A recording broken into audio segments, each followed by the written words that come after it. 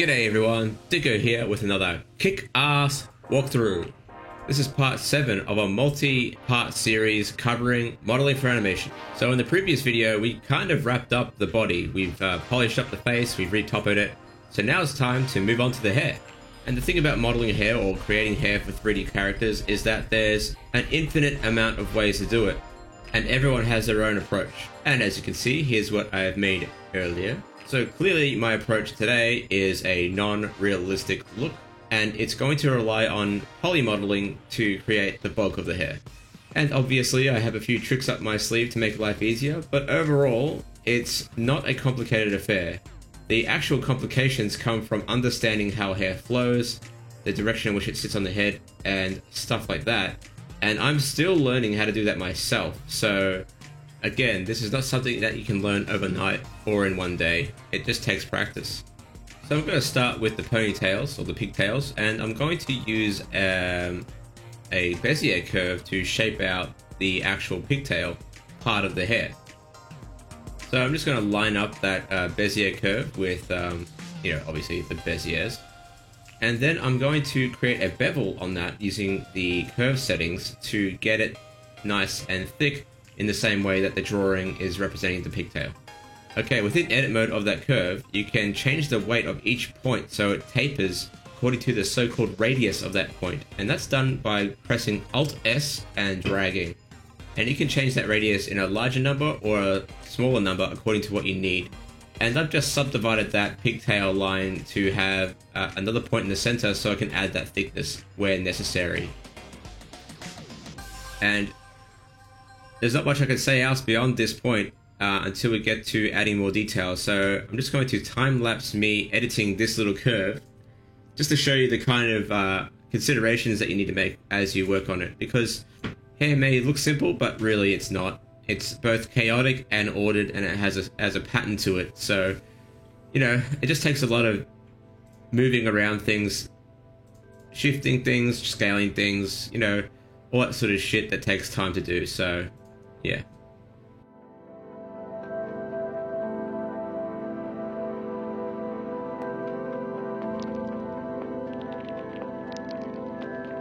Alright, so once you're happy with whatever you're doing with your hair, we can actually add some more detail to this thing with a another curve that will be used as a bevel profile. So we're going to add a simple circle curve object.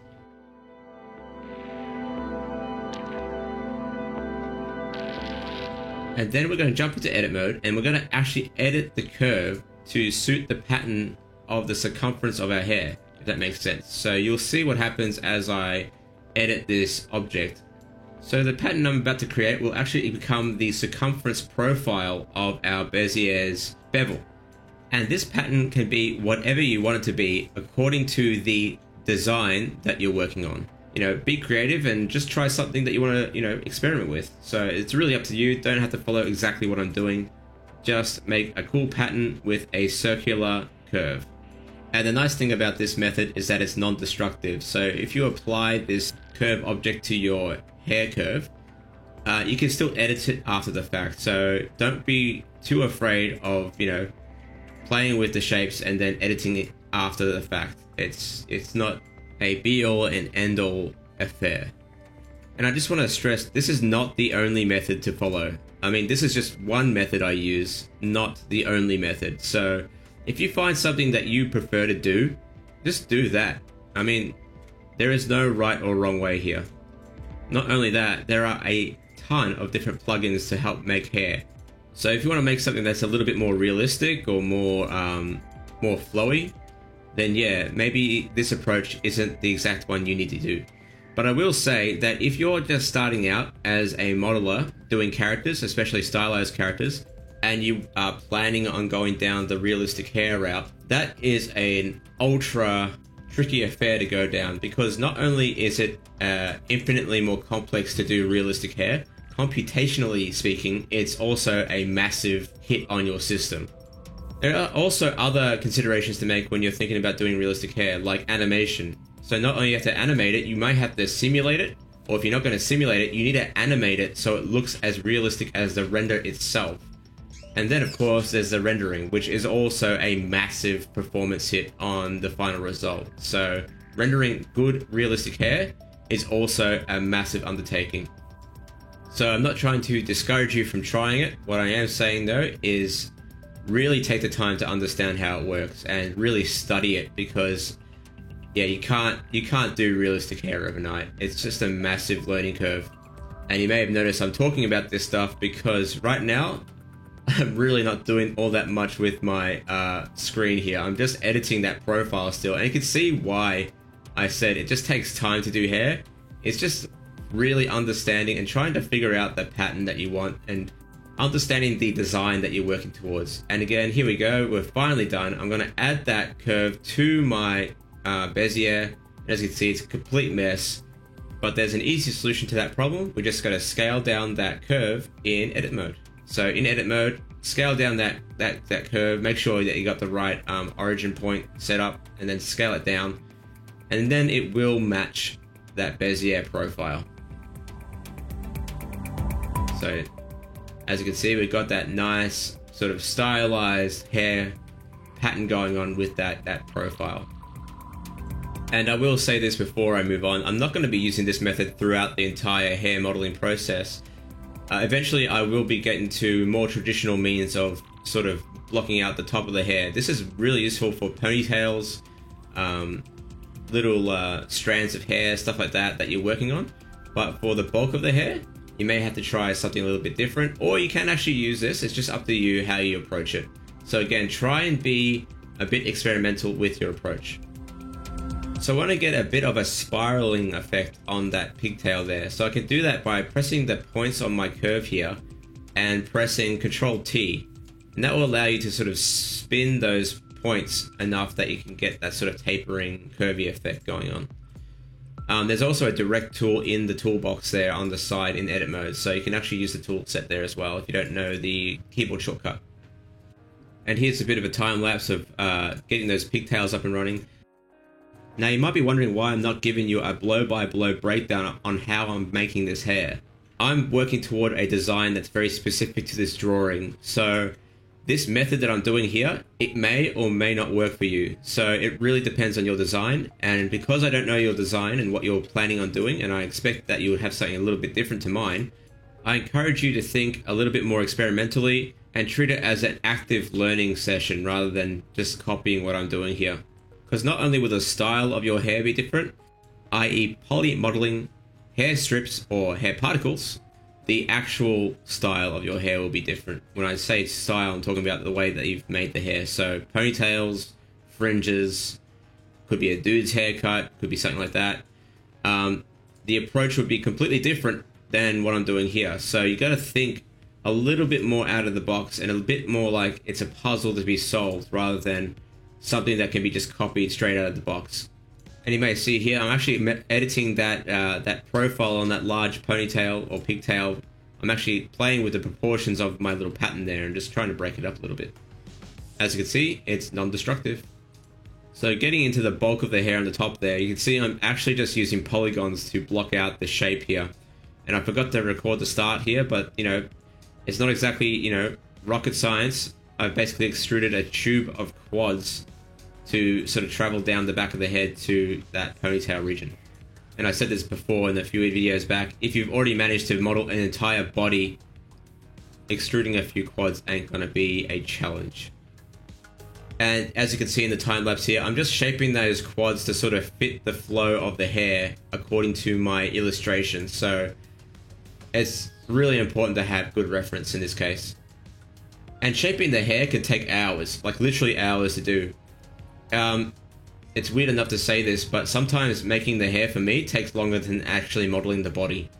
So I've just added a subdivision modifier to the hair just to get some extra shape in there, and you can see that it looks a lot smoother now just with that simple geometry. And again, start simple and then work in the complexity. But what I want to show you is how you can get those sharp edges that I have in the final result there. So without adding any extra geometry, we can actually assign certain edges to have a crease. So if we assign them with a crease value, you can see it's sharpening up that subdivision so we can get that right profile. This is great for hard surface modeling, but it's also great for creating stylized hair such as this.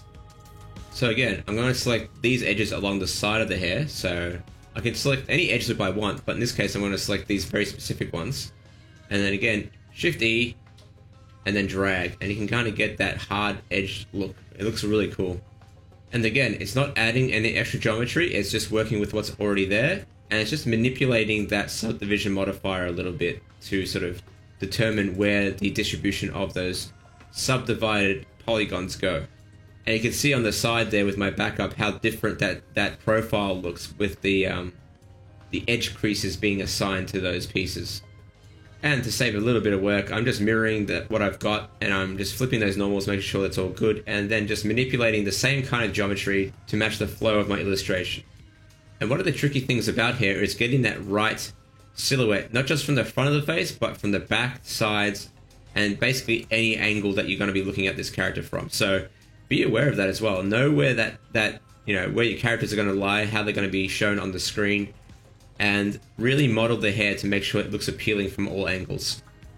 And one of the most overlooked parts, for me especially, is the back of the hair and how the hair actually joins at the back.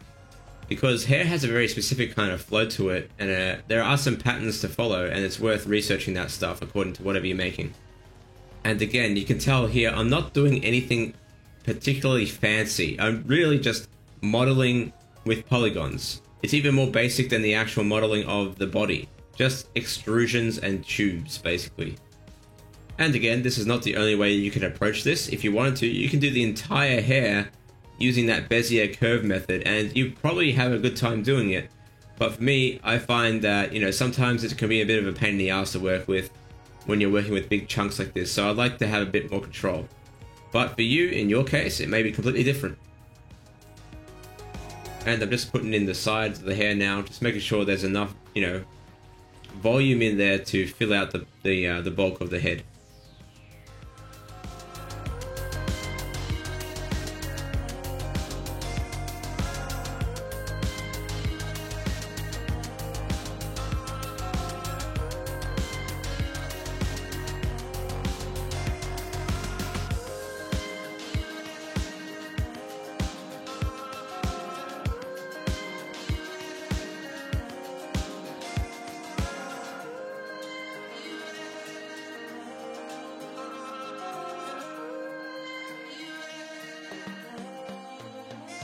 One of the challenges you face when modeling hair is getting lost in the minutiae of the details. So sometimes you can start putting in too much detail too quickly, or you may end up straying too far away from the original design that you just have to start removing stuff. So in this case, I've become to realize that I've been putting too much strands on the side of the hair that I'm actually losing a lot of the silhouette that I had in my original sketch.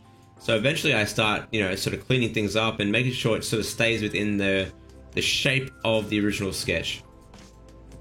Like right now, as I'm modeling it, you can see I'm having the hair sort of swooping downwards toward the ear, where in actual fact it should be swooping upwards toward the top of the head.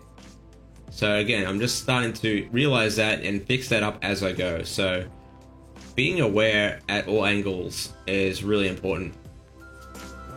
And another thing to be aware of is that hair generally is not symmetrical at all. So, having a certain wave of hair that swoops toward the left or right is always going to look more natural and realistic, even in a cartoon character, than having a completely symmetrical hair design. So be aware of that when you're designing your characters, be aware of that when you're designing your hair as well, that even if you have a symmetrical sort of pattern, so in this case the two pigtails, the hair wouldn't flow in a symmetrical manner that is so precise. And that's why I have, the hair flowing from left to right in different ways. And obviously you can get away with that in certain points. So for instance, the bottom of the hair where, you kind of are stretching the hair, you can kind of get away with some symmetry there. Little, strands on the sides, you can probably get away with that as well. As long as they're not obviously next to each other, you can probably get away with some symmetry.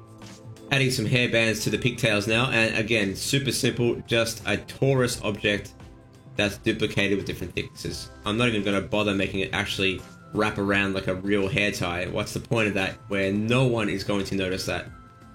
So once you're completely happy with your hair design and are ready to, get ready for texturing in the future, it's time to convert the curve objects into meshes. So just right click and press convert to mesh.